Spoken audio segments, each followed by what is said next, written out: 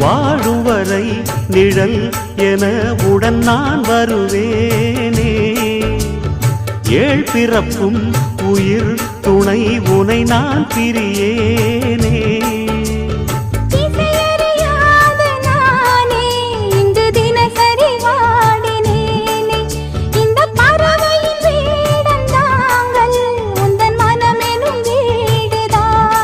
நீண்ட காலம் நேர்ந்த சோகம் நீங்கி போக நானும் தீண்ட யோகம் விளங்கிடும். பூமிக்கொரு வாரம் என்று எண்ணி இருந்தேன், பூமுதிக்க யாரும் இன்றி கண்ணி இருந்தேன். சொந்தமின்றி பந்தமின்றி நானும் இருந்தேன்.